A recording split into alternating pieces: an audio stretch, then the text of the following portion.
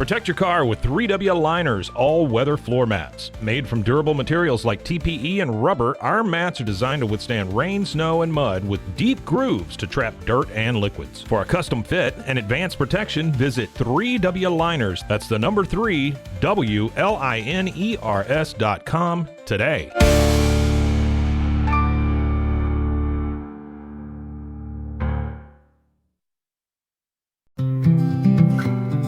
Are you ready to take control of your health? At 4U Health, we believe wellness and lab testing should be accessible, inclusive, and yes, fun. With our tech-powered at-home lab test, you save time and money while feeling your best. Say goodbye to long waits and office visits. Check your health on your own terms with 4U Health. Visit 4uhealth.com today and free yourself from traditional medicine. That's the number 4uhealth.com.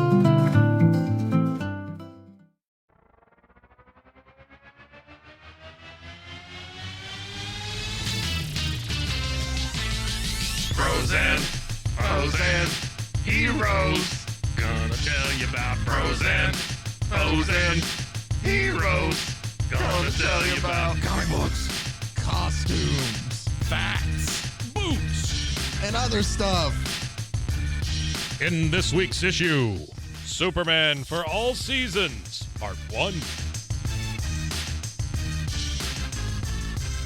Welcome into Bros, Foes, and Heroes. I'm Zach, joined as always by the mighty man himself, Mr. Mike. You know what I just realized? What's that? My shirt is the same color as my beard. Today, Look at that. Yes. Look at that. It's like the exact same. Like it is. It is. Like it is a little bit. Hold on. I need to it. make sure that I always switch this to the beginning. Wow, so if I look, yeah, we look at each other the right way. Yeah. Yeah, that's it. Nobody else weird. gets that joke, especially audio. But Yeah, audio folks, just imagine that we were on one side of the screen and now we're on another side. Well, of the screen. also the beard. Comment. Oh, the beard. Yeah, they don't get that either. either. You're right. I am very gray, and my shirt is very gray, and they're It's the like- same hue. It's like it looks like pepper. Like when you like. Yep. There's no salt. It's just pepper. That's me, just pepper. Just pepper. This Gotten is fired Bros. from many jobs because I'm just pepper. Just pepper. This is Bros, Foes, and Heroes, a comic book podcast where I, Zach, usually tell Mike about a character or a story, arc, or just anything comic book related we talk about. Mike knows enough to be dangerous, I think is a good way to describe his knowledge about comics. And I am just a very inquisitive person who always loves to dive deeper into more things related to the subjects of comics. I've just always been, I think we've talked about this before, I've been a guy whose favorite show has been how it's made. I have always loved like the ins and outs and stuff. So plus I'm nerdy as hell. So I love that too. I like to find out how things work. Yes, I'm very much like that. But one of the things that I am interested, I'll use that as a segue then to figuring out how things work, is I am really excited about the class of superhero movie that we have coming up here soon. And like mainly it being Superman, used to be Superman Legacy, and then Fantastic Four. I know that the Captain America movie came out, and I'm just kind of like, Oh, that's right. It used to be called Superman Legacy, huh? It was. They changed the name of it Oh. to just Superman. But I'm really intrigued by this, and I've also wondered, and I've had the thought of like, well, what did they use for inspiration? I know there were like set pictures sent out of times, or like I think James Gunn himself also made a video of like, hey, this is kind of the building blocks that we're using. Well, he likes to send out those cryptic pictures too that reference different things. Yeah. But one of them in the book, like I think they had like this guy with like, hey, this is what we're basing phase 1 off of. And it was like here, and it might not have been him related, and DC themselves might have just published it. But I'm pretty sure that All-Star Superman is the story that they put, at least it's not going to be a lot like, and you'll see when we cover All-Star Superman, it's not going to be that story adapted to the big screen. Right. This is a James Gunn story on its own. I think it's just kind of showing us like that's the kind of Superman we're dealing with here.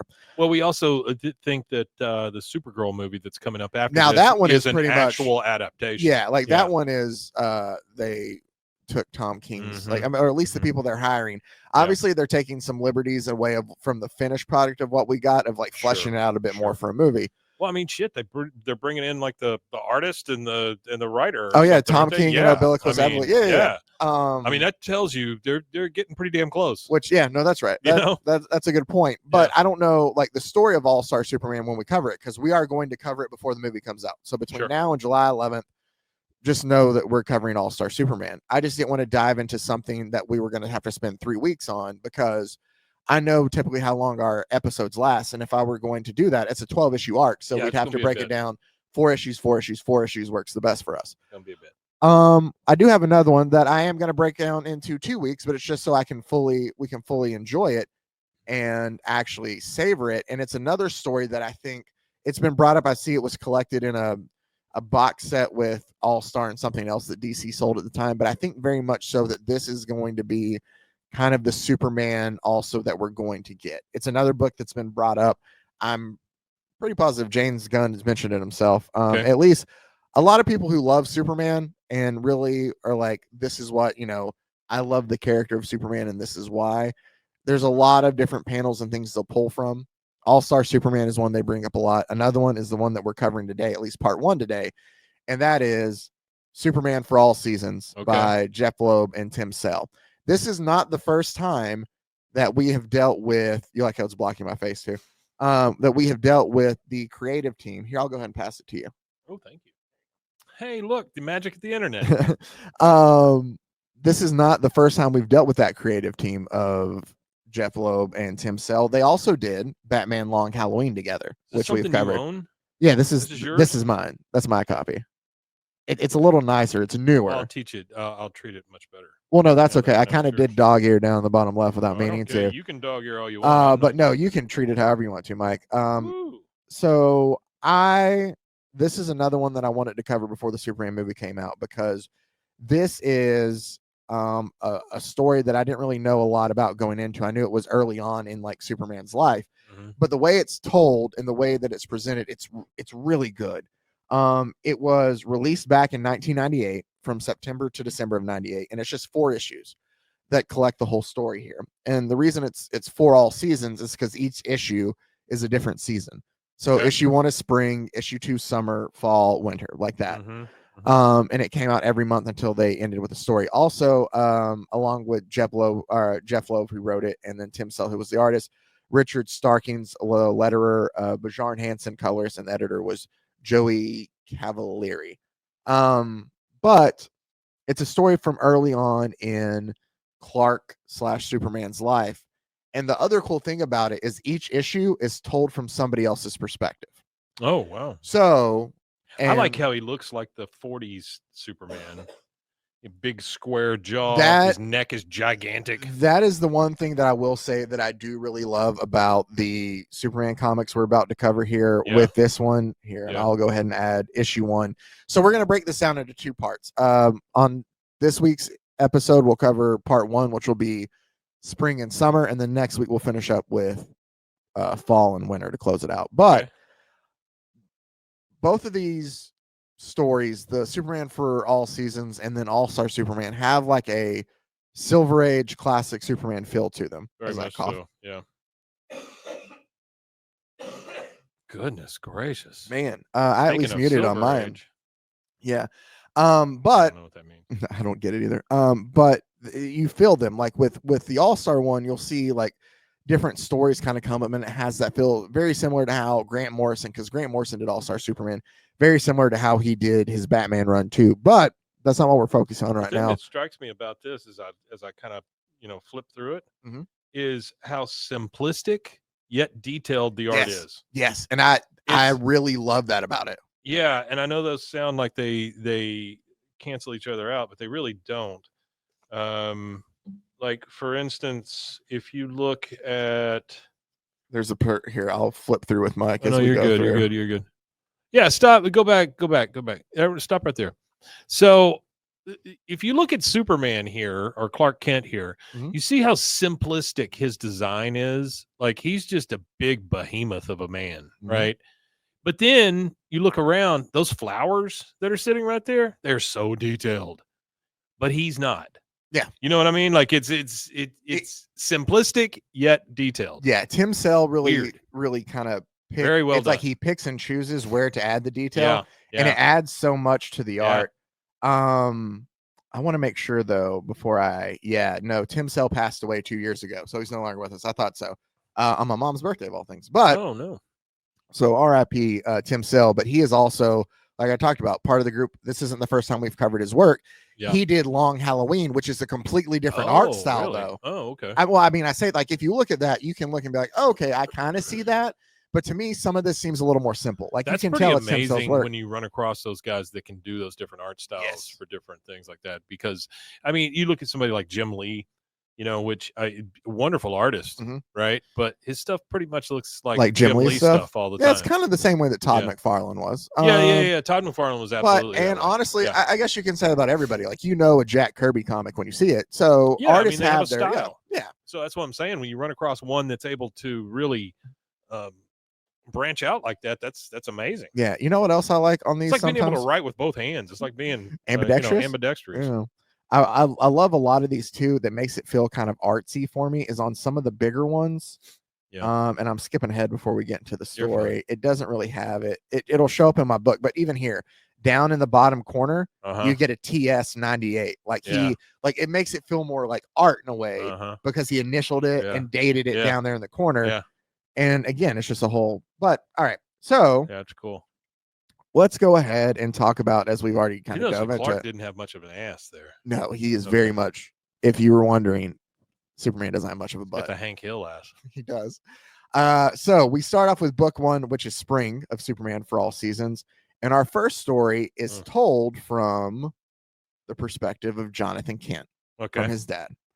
So it starts off with a very much folks tend to call him the Man of Steel nowadays. It's also like this. It's told from in a way of reminiscing, the narration over it is like these are things that happened in the past away. So it's like somebody be able to look back at it. I would say it's kind of like Letters from Home in a way. Thing. Yeah. And he's going on about he's the man, he's famous, able to leap tall buildings in a single bound, change the course of mighty rivers faster than a speeding bullet. We knew he was special, but people will talk. Believe it or not, there was a time before all that when he was just a man's son. Yeah, that's cool. And we get now it's a dual page full out in the comic, but to break it up, it does single page here. Yeah, but it's just it goes, my son, Clark Kent. Yeah. And so this is very much, we're looking at the human of Superman in this. Right. There's not really, the way they tackle it is just very, I really enjoyed this. So he's out looking for Paul Kent. And the narration over it is him telling the story of essentially how they went and they found the rocket one night. And, he's like, it's crazy to think of it. We drove into the field, and a baby in a rocket ship, talking about it. But he's got this giant rock that's kind of stopped him from plowing his field. Sure. And Clark's gone out there to tell him hey, Dad, Mom says that dinner's almost ready. This is a senior year of high school Clark Kent, in case you're curious. Okay. So 17, 18-year-old, essentially. I mean, I know he ages different than us, but I got you. Clark Kent. He's on Earth, and that's how we judge him. Based like other people. And it's still the narration of him telling the story about how Martha was hard-headed. See how detailed his father's face is versus his? Yeah, it's so, I love the juxtaposition of that, though, too. Same, even his arms and his clothing and everything. But he talks about how Martha was stubborn and wanted to keep him, and he's finally he felt like he needed to. I wonder if that's to also give you a sense of purity. Maybe. Oh, that's a very good idea there too, because that comes up with this kind of too. And he asks if he can help, and he tells him, he's like, here, you're gonna need this, and he hands him the crowbar, and he just picks it up. He's like, no, and he's like, where do you want it? And funny, he kind of gives him a look of come on, you didn't need to do that. Yeah. And Clark's kind of paw as he's holding the rock, and he's like, your mother wants us for supper. Come on, we better not keep her waiting. And we see that they're having dinner with the Langs. So that is Lana Lang, her aunt. I think her aunt's name might be Ruth, that she lives with. And then the one with the hat? Yeah, the one with the hat, the old lady with the hat. And then the Kents that are all there. It talks about springtime in Kansas. Clark is finishing up his senior year of high school, and it seemed only yesterday that he was that baby in the rocket. We see feeding the dog. He is. We see Clark and Lana go out for a walk. afterwards, as he sits there and he just tells, she's like, hey, like something seems off with you. Is everything okay? And he's like, no, like everything's good. And she's like, well, you tell me like if something was wrong, right? And he's like, yeah, I wouldn't tell like anybody else. There's nobody else I'd tell. I'm good, I promise. But he looks like something's weighing on his head. There's a conversation between like after dinner while they're eating pie out on the front porch, a very southern thing to do. Yeah. Jonathan and Martha are talking and having this conversation of like, you know, his power, like he's changing, like the boy, he's different. And she's like, what do you mean? And he's like, well, we knew that this day would come, but like he's starting to grow more powerful. We don't know what he's capable of. Like, I don't regret for a moment of us like taking him from that rocket, but we don't know how to prepare him for any of this. It's frightening. Yeah. He's like, there's just so much we don't know. And like every day he becomes stronger with powers and abilities like we don't know anything about. We don't know what these limitations are. We don't know anything about that. And she goes, Jonathan, you don't have enough faith in Clark or in us? And he's like, and she goes, we brought him up right. And he's like, maybe we did, Martha, but I don't. She's like, I don't think he wants to hear it. Like he could hear that. She's like, don't worry about it. He can hear it all. Well, I mean, but that's a great scene because they don't know that. Yeah. Because he like the boy's asleep anyway. His bedroom's clear across the other side of the house anyway. How in the world could he possibly hear what we're talking about? And it shows Clark just sitting there in bed, obviously being able to hear it. In a very messy room, by the way. In a very messy room, but like a high school kid's room. So, but it's him realizing that, like, oh yeah, like they don't know anything about what's going on either. Yeah. We're introduced. We get a good look at Smallville. That's Pete Ross. I don't know if you remember his friend Pete Ross. I don't remember his friend. He comes up. Pete Ross. He's been in some of the older comics too, but in Smallville, like he hung out with Pete and with Lana. It does the whole thing. Ned Ryerson. It's very much Ned Ryerson. It feels like but it does a great job of just painting the town of Smallville for you to show like everybody knows everybody. Yeah, they walk into the general store to order very like Mayberry type. Exactly. Feel. Yeah. They walk into the general store to like order like shakes or lemonades or something like that, and they sit at the counter phosphorus. There's a card game going on that's the same. Phosphorus? I haven't. Okay. I'll explain that someday. All right. I want the mystery to build my until then. Deathbed. Yeah. I'll explain what a phosphorus is. Like there's a group of 4 men always playing like cards behind them. So it's ongoing. Like it's just a very small town Mayberry field. And it does a good job of showing you that. And Pete's just talking about like, you know, man, I'm going to get out of here and I'm going to make like so much money. That's what I want to do. I want to make $1 million. I want to move to Metropolis and be like that Lex Luthor guy. And like Lana's like, it was a jump to conclusions, Matt. He made $1 million. He did. Oh man, the pet rock. But he's just like, you know, that's what I'm going to do. And Lana's like, you think that this Lex Luthor character is like real? Like we hear about like all this money and stuff, or is he just like they're just talking about things, just giving you a show that like Smallville is way away from Metropolis. Like they're just, you know, it's things they dream off of. Right. Superman has a realization of like, I forgot I have a haircut today. I'm sorry guys, like I gotta go. And in very much of Mayberry Smallville thing, he leaves out of the general store and it's like he honestly walks right next door to the barbershop. Sure. Yeah. He sits down, and as he's sitting there waiting for the barber to get to him and tells him like, all right, Clark, hey, as soon as I'm done, like I'll get to you. He notices he's able to see through the wall and see Lana and Pete continuing to talk about him. You know, a lot of people think those powers are cool. It's got to be a nightmare. Well, and that's like he's having just like, oh wow, yeah, I didn't know I could do that's this. what I'm saying. It's got to be a nightmare for you. So, and we don't know if it's like maybe it's triggered because they're talking about him, because Lana's like, Pete, you think Clark was kind of acting weird today? Like she knows something's up with him. Pete's just like, oh, he's always like that. He lives in his own world, Lana. Like I don't know what you're talking about. It's just puberty, Lana. Yeah, and he just like kind of snaps back to it. The barber gets ready to cut his hair, and when he goes, we've had this conversation before. I did see this when I flipped through. When he goes to cut his hair, yeah, the scissors break. Yeah, because it becomes to a point of where like what we have here can't cut like his hair and things like that. How's he get his hair cut then? He does it himself. Well, I think we talked about John Byrne had him like use a piece of the shape of the spaceship and use his heat ray off of it to like shave himself. Oh my gosh. Yeah. But the barber's just like, well, man, you know, damnedest thing, you can't make a pair of scissors worth a nickel anymore. He's just thinking it's a bad pair of scissors. Right. And Clark's just like kind of mortified by it, and he takes off running home. And Lana's like, there he goes. Where do you think he's going? And there's a funny little where they talk about faster than are more powerful than a locomotive, but he outruns the train to like get home to the farm there. And we then cut to Martha on the porch, and she's like, Jonathan? And he's like, what's going on, Martha? And she's like, something's wrong with Clark. He's just been standing out there in that field by himself all alone. Like, and he's like, I'll handle it. Fucking weirdo. He just goes out in a field and stands. He's just standing there. Like, obviously he's done with a lot, but the way they're like, sure. He's out standing in the field all alone again. He's outstanding in his field. And she tells him, like, be gentle. And he's like, okay, I will. And so he walks out there. Before he can say anything, he just tells him, like, Pa, I'm scared. We don't know what. But then you get like a nice little narration of where he's like, there are things about being a father I'd remember for all my days.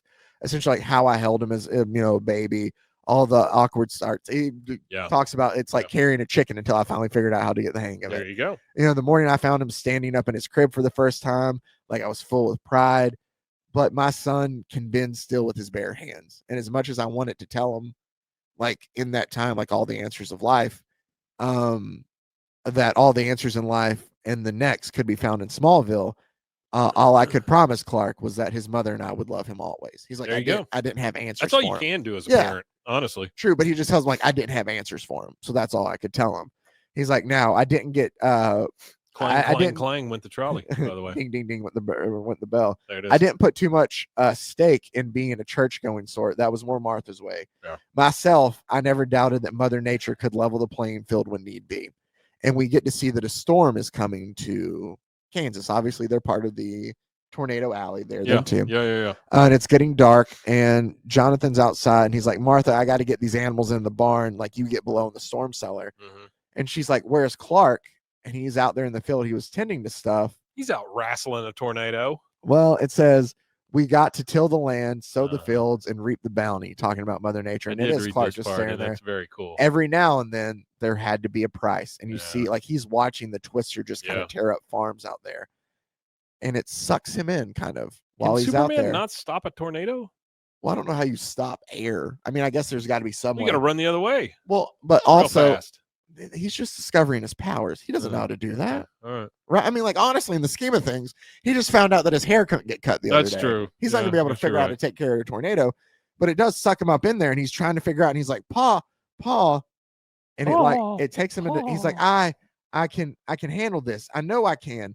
And he's like riding in the tornado kind of through this. And he sees one of the old men that were playing cards stuck outside by the gas station. There are so few things a person can be really sure of. So he doesn't know he can fly yet? No, but I believe in the wild trouble of our moment, our son. And so he sees the man in need. I love that. And that he goes, yeah, but I believe in the wild trouble of the moment. Our son became a man. And it shows him like zip through, figuring out he can fly out of the tornado to save the man from. Well, it was more about his natural reaction. Exactly. Than it was anything else. It's him just like, oh shit, he needs to be saved, and figuring out he can fly to go do it before there's a giant explosion there.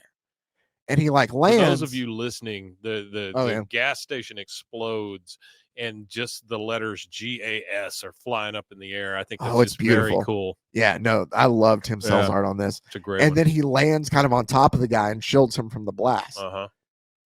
And he's telling him while they're like, it's all right, we're going to be all right. And you see the tornado, the destruction it still leaves as it finishes going by. And the guy just looks in shock as he looks at everything else around the town. And he's like, Mr. Klug, are you okay? And he's like, Clark Kent. He's like, my head's still spinning. Like, did you fly down out of? And he's like, no. That twister picked you up like a rag doll too. Like, like, man, look at the town. He's like, he has a moment where he's like, wait, did you fly out of there to say? And then he's just like, no, we just got lucky. Like, thankfully, like, it's a perfect time to save your first person, right? Because there's so much going on. It is. And you see the destruction of Smallville. The guy didn't even trust his eyes. Yeah. And Clark's just like, I've got to get home. And he rushes back home. Yeah. Like their tractor's on top of the roof, and his parents are safe out of the storm cellar. And he's like, Pa, Ma, and they're like, Jonathan's like, no need to shout, son. They can hear you in the next county. And there's a nice little just giant like hug moment that everything's okay. And it shows like he flies to help get the tractor up off the roof and stuff. And he goes, you should see what it looks like in town. I can't help thinking I could have done more, is what Clark tells them. Well, that's kind of Superman's deal, right? Is that he always feels like he can do more. Yeah. That's the thing I heard somebody say once that I thought was a very good point. and I might have brought it up on the show before, and it's like part of the problem and the downside of being Superman is that you can hear everybody in trouble, but you can't save them all. That's what I'm saying about the nightmare part. I mean, it's just got to be a nightmare. So, because I would think that's the thing you have to train the most. Oh, absolutely. Is not to look through everything, not to hear everything, not to try to save everyone on the planet all the time. Yeah. You know? No, exactly. Jonathan says what he said, like that look in his eyes, I could have done more. I heard that siren, and I really thought it was you opening your bottle. Oh. I thought it was just going. He goes, I know my son, it would haunt him from that day on. Yeah. Which, like we said, that's one of the things of being Superman. Mm-hmm. It's always feeling you could do more. There's a really nice, well, I say really, I really enjoyed this part. He's like there at the church and he's speaking with the pastor. And he's like, Pastor Lindquist, do you have a few moments? And he's like, yeah, sure, Clark, for you. Like, I always have time for you and your family. You are so nice and stuff like that. As long as you don't mind me, like, looking after things here as we go. Like, I got to walk and talk. Mm-hmm. And he goes, the Lord may have given us the tools, but it's man who has to fix it. Like, talking about all the damage around here. Sure. And he goes, and leaving Tom Landers in charge of anything. Well, son. Like, it's just very like small town. Yeah. While he's there. Why are preachers' jackets always too big? I don't know, but especially in this one. That one's huge. It is. It swallows like them up. Talking Heads video. And he goes, actually, I don't know, Pastor, about anything. Like that Twister graduation. Like, I don't know what to do, what to talk to. And he's like, well, have you talked to your folks about it? Like, there's a great comfort in that. And he's like, sure, but Pastor, what if just one man could have stopped all this destruction? And he didn't. Like, I really love this conversation here because it just kind of gives you an intro. Yeah. And he's like, well, we each do what we're able to, Clark, like some less, some more. But when the Almighty sets a course, there's nothing any man can do about it. And Clark just still kind of looks at him dead. He goes, but what if there was one? And he's like, Tom, please. I'm sorry, Clark. Like, I got to go. Mm-hmm. But it's like him just having that moment of like, again, like, what if I could have done more? Yeah. And I didn't. He goes and he graduates from Smallville. Right. In the spring, and they have like a party to celebrate it. One night after that, after graduation, he takes Lana out and he's like, hey, I have a secret that I want to show you. Like, this may be impulsive, but like, close your eyes. And he essentially, like, he shows her, like, he flies with her because she's the one person in his life, aside from his parents, that he feels like he can share stuff with. Well, he trusts her. Exactly. And she's like, wait, what's happening, Clark? What's going on? And he like flies with her through, like, there, it's the pull out or the full spread. Sure. Will you please just trust me? I can fly. That patented Clark Kent ass right there in the frame. So flat. He's like, he tells like, I don't know like what it is, but these powers are like a gift. And she's like, Clark, if you hadn't shown me, like, I wouldn't know how to understand this. This is all believable. And he's like, and if I can find a way, like, I'm not sure, but I want to like help as many people as possible. And she's like, yeah, but in order to do that, you'll have to leave Smallville. And he's like, I can come back though, and I will come back. Like, I'll come back for you. Like, I got to help people. And she kisses him for this. And then we flash forward a little bit. Jesus, he's so big. He's so big compared to his mother. And she's swing. So tiny. And that dog, look at the dog Lord. down there. And she's telling him, like, remember, you can do anything you set your mind to as long as you believe. And she, with all your heart. And he's like, I know, Ma, I will. And it's like Jonathan, as he's like talking about not wanting to see him leave and saying his goodbyes to him as he gets ready to leave Smallville. This is another full panel one that it doesn't do justice, me splitting it up. But Clark walks out there and just goes, you ever get tired of looking at this? And it's like just this fantastic like sunset. And he's like, no, never. Guess I never will. And it's a nice moment between he and his dad. And then it flashes to Metropolis where it says time passes.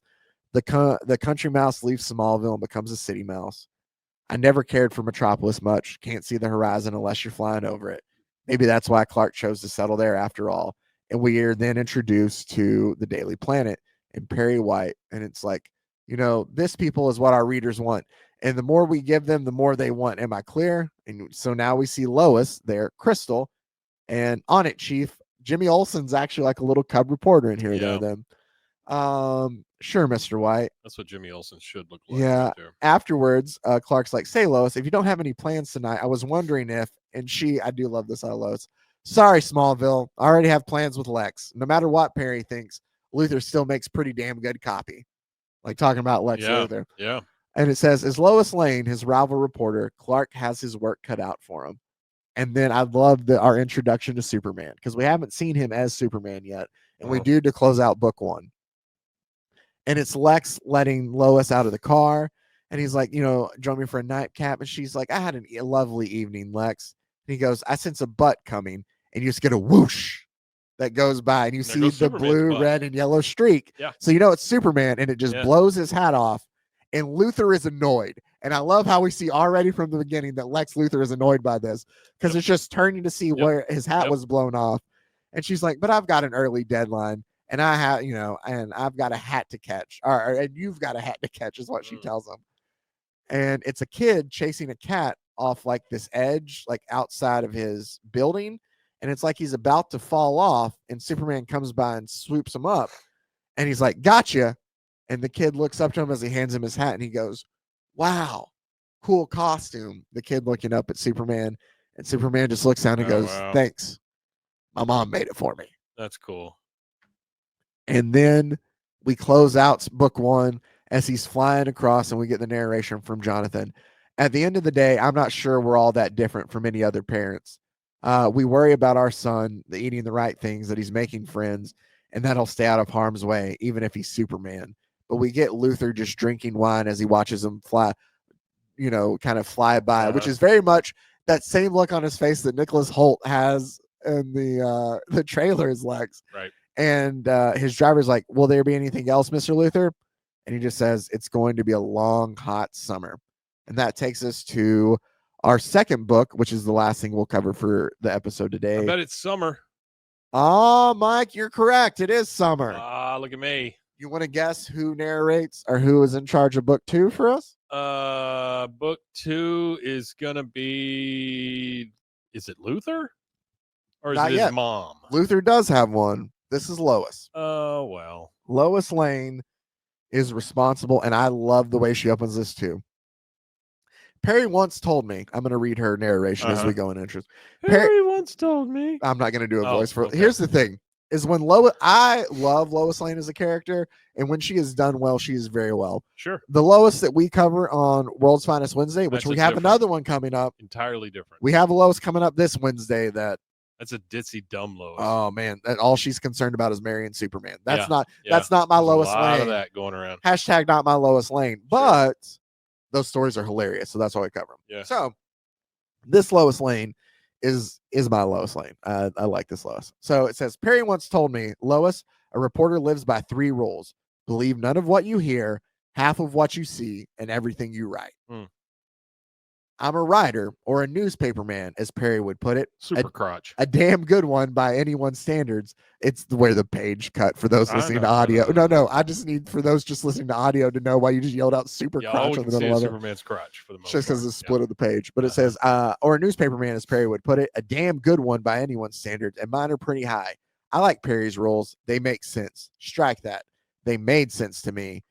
Because now those rules fall under the same category. It's all BS. Look, it's my Superman before Superman. That is kind of his face there as he flies by. But he's happy and cheerful. He looks like he's trying to squeeze one out. He says, "Good morning, Metropolis," as he flies by. Well, that's the thing. He looks very like stoic and like movie star-esque as Superman. So she talks about how Superman he's really just a small town kid. He is just Smallville. But that's the thing is you get that's the beauty of the character is it comes out so much in this that he is just still a kid figuring it all out. Yeah. Lois goes on and on about like Collins over at the Star tried to name him the Metropolis Marvel, but it sounded more like a professional wrestler.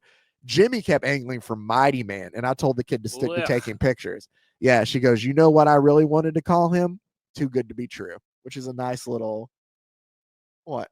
Mike didn't like that. I don't like that one either. That's fine. Here's the thing. She still might be into Superman a little bit, but she's not into the way that. When you say Mighty Man, I think of 2 things. Mighty Mouse? One is for some reason, it's not even associated, the Chuck Wagon commercial where the little tiny Chuck Wagon goes through the kitchen and the dogs are chasing it. Don't know how that's in my head. Yeah, I don't get that either. And then the second one now escapes me. So there you go. No, it's the Mighty Heroes. Did you ever watch Mighty Heroes? No, I don't know what Mighty Heroes is. Yeah, with like Rope Man and Cuckoo Man, and I think we might have talked about them before. They were like the super globetrotter powers is what it sounds like they have. For the most part, yeah. But she talks about how like he can do all these things. Like he flies, he can see through walls, he can lift up cars. At him. He can bounce off bullets off his chest, and that's the part that gets me. Like he can do anything he wants to. Yeah. And he decides to do what? Like be a hero? Like she just can't like fathom that. Like why?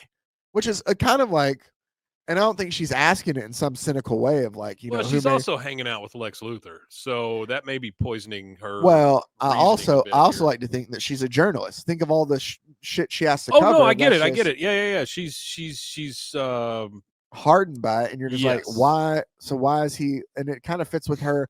That's why I always love in a way that she calls him Smallville, because it fits in this view that she has of Superman here too. Of like, why is he helping everybody then? Like, I don't. He could do anything, and that's what he chooses to do. Like, we live in a world where nobody sticks their neck out. Like, that's all I write about all day long is like we lie to each other, we brutalize each other, we kill each other. And here's this guy, like this man, sticking his neck out for everyone. But like, why? That's a very good point. Yeah. What is it? Oh, she compares him to Santa Claus, and she goes, it's almost like he knows if we've been good or bad, so you got to be good for goodness sake. Well, and I'm sorry, I've been a reporter far too long to start believing in Santa Claus. She's not that far off. Yeah. And yet, when my sister Lucy and I were little girls, like we both believed in, was a dashing man who rode a white horse and had a gold crown and a cape. A cape. His name was Prince Charming. Yeah. She goes, over the years, I'm disappointed to say that I've met a lot of men. Some were dashing, some rode white horses, and some even wore crowns. And when it does this, like, I love the way they do this, because it shows Luthor over the part even wore crowns, where he's like, ladies and gentlemen, this meeting is adjourned, because Superman, the whole time Lois is giving this, Superman is going out through Metropolis, like saving people and doing things as she's, all right, I take that back. He is stopping this giant nuclear missile from being shot at Metropolis from the submarine, where he goes and he takes it out to space for it to explode and not hurt anybody, while she's giving this monologue of like, Superman must be too good to be true. She's showing you him sticking his neck out to save the city of Metropolis. Or the story is.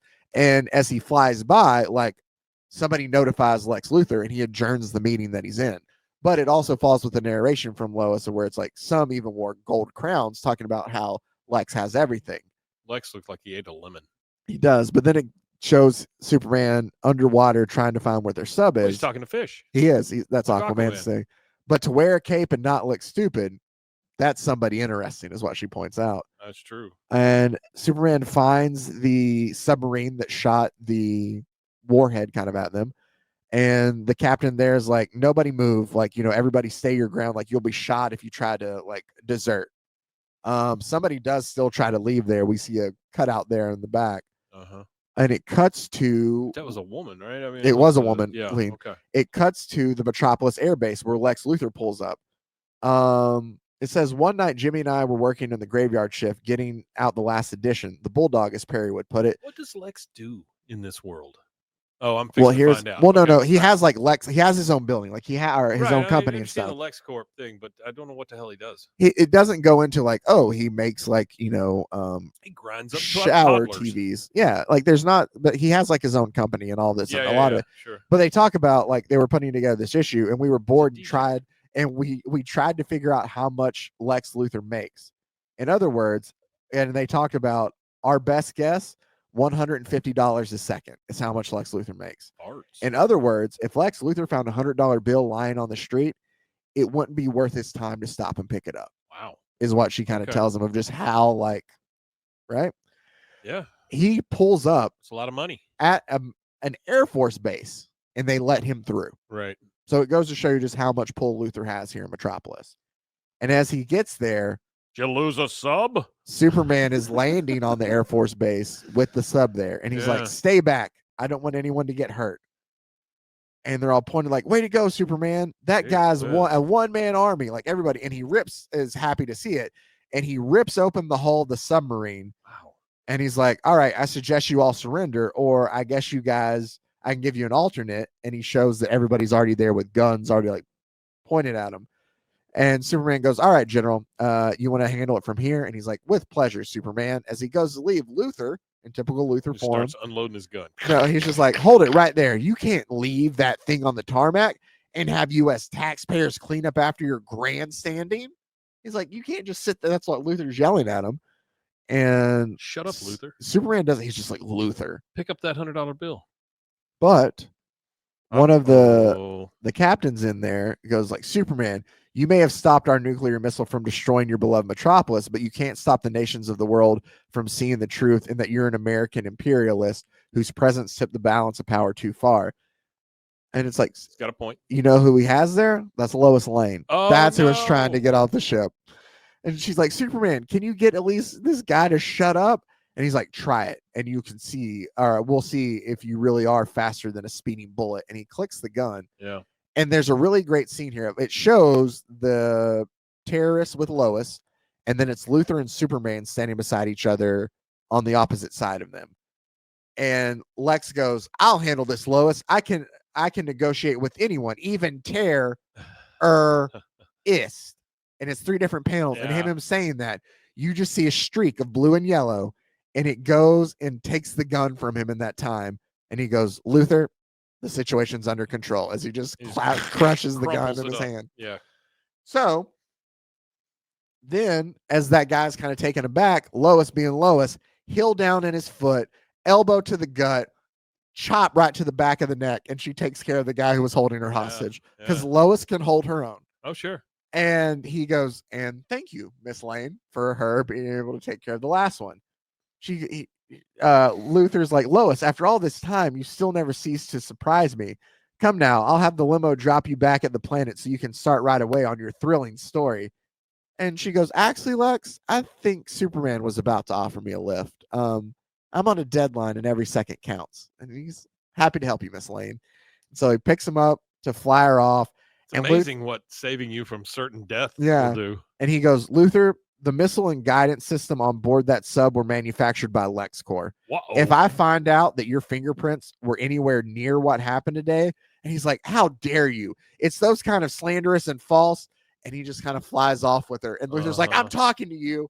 So it's the man who has control over everything, who has no control over Superman. It's all ego. It is. Yeah. And so he flies up with her and takes her away and flies her back to the planet. And she's like, bit of advice, Superman. The Daily Planet. While all those people down there look up to you, even adore you, nobody, and I mean nobody, speaks to Lex Luthor the way you did. Mm-hmm. And he goes, well, then maybe it's about time somebody did. Oof. And she flies off and he goes, good luck with your story, Lois. And she just says, damn you, as he flies off. We get I'm gonna have to call a little bit of BS right here, though. Okay, we're almost done with something because that dude looks just like freaking Superman. Those glasses are not enough.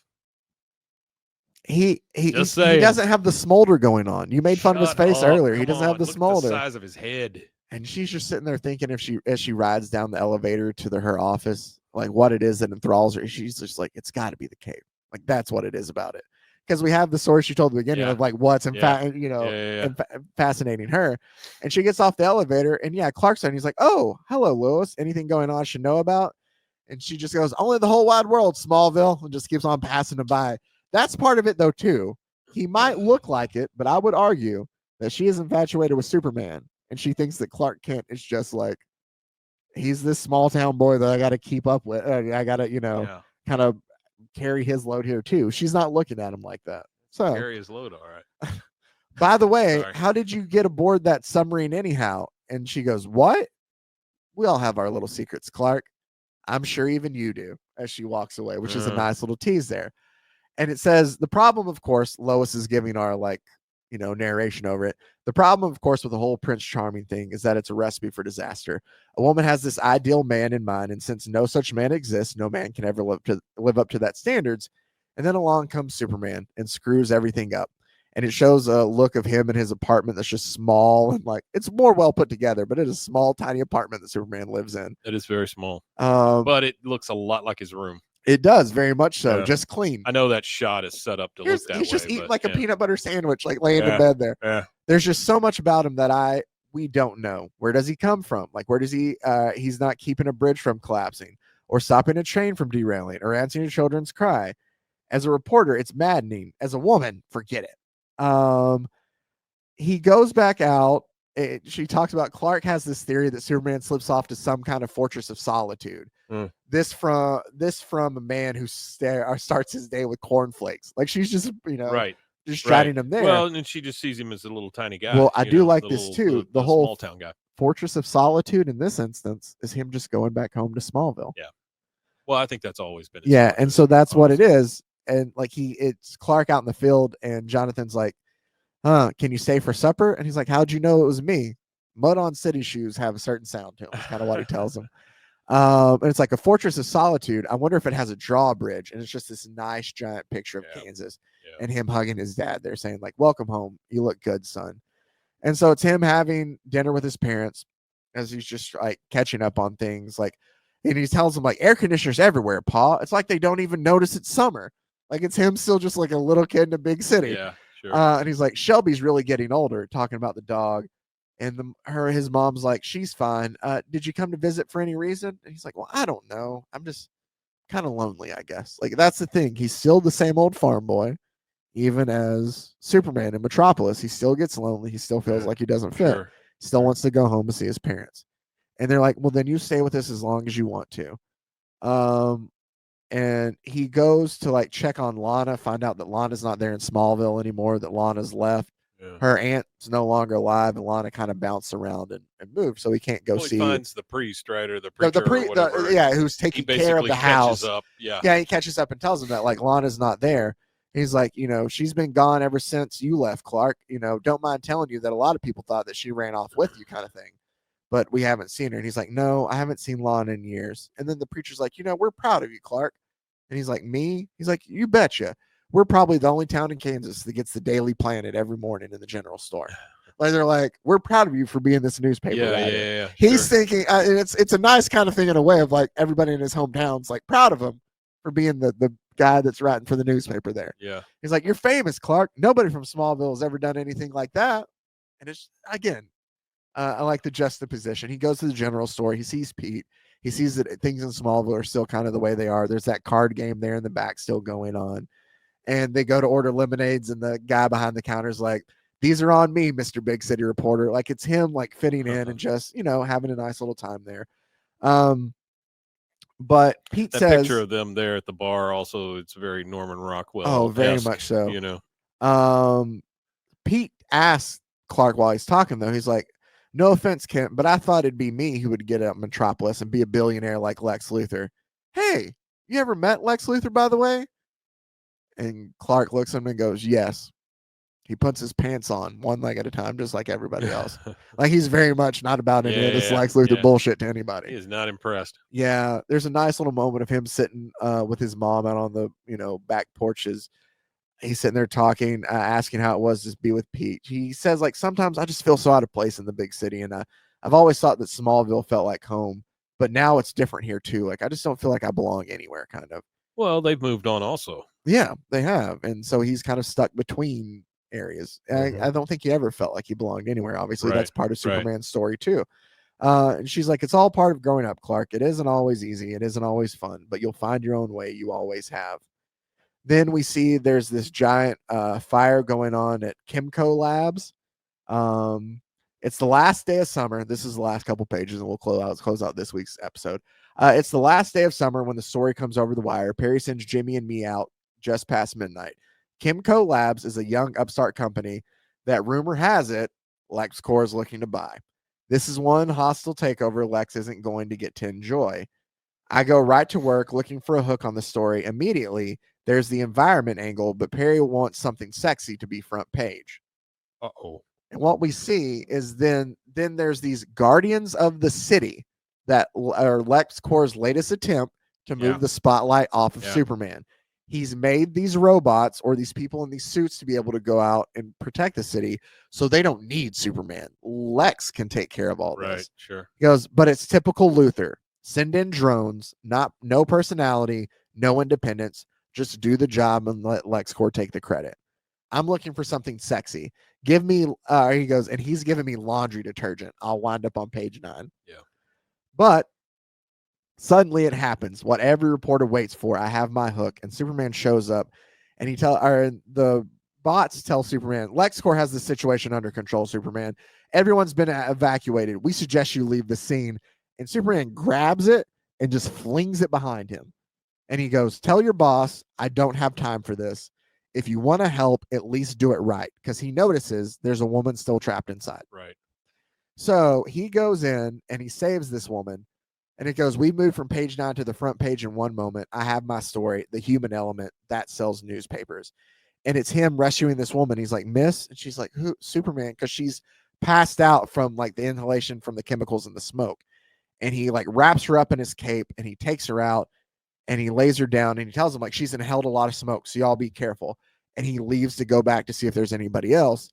And the woman's just like, bless you.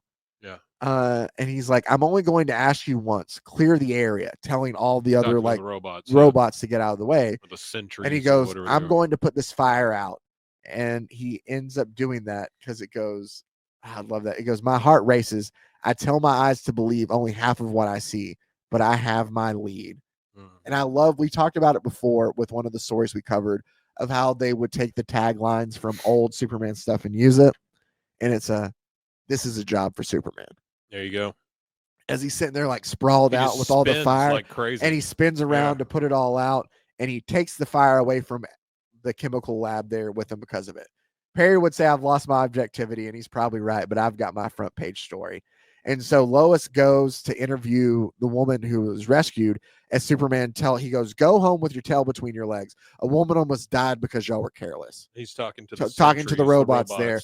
He goes, and if it happens again, I will hold Luthor responsible personally. Like I will hold him personally responsible. Sure. Lois goes to interview and she goes, Miss Vaughn, if there's anything you would say to Superman, what would it be? And she goes, and now I have my headline, and we get he's my angel. So he's not gonna like that. No, and we see the headline there as in the car seat as it's Luthor reading the headline, and he goes to get out of the limo, and the driver goes, she's in apartment 3G. Would you like me to go get her? And he goes, no, this requires a personal touch. And Luthor gets out of the stairs and starts walking up the stairs, and he goes, a walk up in this day and age? And he pushes on a button for a nameplate that says Vaughn. Right. And he goes, the things I do for this city. And he introduces himself to a woman. Miss Vaughn, I'm Lex Luthor. And she goes, I know who you are. And he goes, well, then I've read about your fascination with Superman and how you are a gifted chemist. And she goes, Superman? He's my angel, you know. I dream about him every night. And then it shows us her wall. Oh my God. Of where everything is covered with Superman stuff, including signs that are like, welcome to Metropolis. You are now leaving Metropolis, home of Superman. And she has a shrine. She does. And Luthor says, then together, my dear, we can help Superman in ways you've only dreamed of. And that closes out the narration with Lois. There isn't a day when I don't think about Perry's 3 rules. And even though Superman flies in the face of them, literally, as long as I believe everything I write, I'll sign my name to it. By Lois Lane. Wow. And that closes out our summer issue and our issue for today of part 1 of Superman. Yeah, I didn't expect Superman for All Seasons. I didn't expect the shrine there at the end. No, it I just kind of know where that goes. Well, I'll tell you, because it goes in a very interesting place, because when we pick it up next week, our last 2 issues are I'll save. I'm not going to tell you the next one is, but we'll get into fall, which is told from Lex Luthor. So it's spring, summer. Spring, summer. We have fall and winter coming up. Okay, then fall and winter. And fall is told from Lex Luthor's perspective. Can't imagine winter's great. It's cold. That's what I'm saying. I mean, winter is usually one of those, coming of doom kind of things. I like the way winter is coming. I like the way they use winter. Something happens in fall that sets up winter. Hodor. So we'll be able to look at that. But there you go. That is part 1 of Superman for All Seasons. That's a great series. Oh, it's good. I love the art. Really good. Can I say one thing here? Yeah, go ahead. There's a quote on the front of this by Miles Millar and Alfred Goh, I guess. Okay. They are the creators and executive producers of Smallville. It says combines the scope and pathos of a John Ford film with an intimate portrait of a superhero. Jeph Loeb and Tim Sale have found a truly original approach to tell a legendary story. This book is a milestone for Superman. I love the John Ford, the juxtaposition of the John Ford thing. Yeah, I think that's very cool because John Ford it's old time westerns and good guys, bad guys, that kind of stuff. Well, and that's the thing too is White hats, black hats. There's not a lot of action in this, but it is a really good story. Well, if you look at some of the old John Ford movies, there's not a ton of action in those either. True. It's more about the relationships. I got you. Why are you doing this? Yeah, and that's exactly what we're gonna, and we're gonna get more of that next week. So there you go. That was part 1. Yeah. Next week on Monday, we will have part 2 of Superman for All Seasons. This Wednesday, I talked about Lois Lane earlier. Mason's going to join us, and we're going to talk about that time that, we talked about Lana Lang here too tonight, or today, whenever you're listening to this. Both Lana and Lois getting up to some more shenanigans, trying to marry good old Superman. And we'll talk about that next week, though. I'll even tease next week's for both. We'll go ahead and have part 2 here of Superman for All Seasons, and next Wednesday, Superboy is going to go back in time and try to prevent the assassination of Abraham Lincoln, Mike. Yeah, I love that. And that's going to turn out who might show up? Maybe it's Lex Luthor. So we're going to get into all of that. So you got a lot of great stuff to look forward to. First on Wednesday, Lois trying to trick Lana Lane into marrying some dude named, what was it? Impartial? No, it was I-Man. Yeah, it was an I. I don't know. It was a different hero that came to town. Man. Who wanted to call all of his strength and stuff Marvo something instead of no, that's not super strength. It's Marvo strength. Oh, come on, dude. Ignatius man. Anyway, that has been our episode for the day. As always, make sure to check out Rogue Media Network and all the other great podcasts on the Rogue Media Network family of podcasts.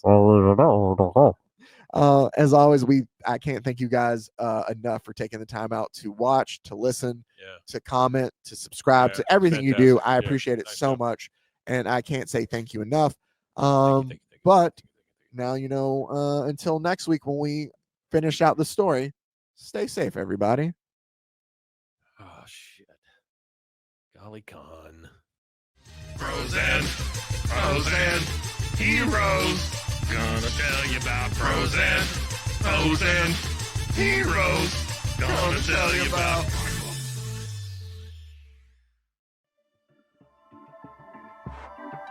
This has been a Rogue Media Network production.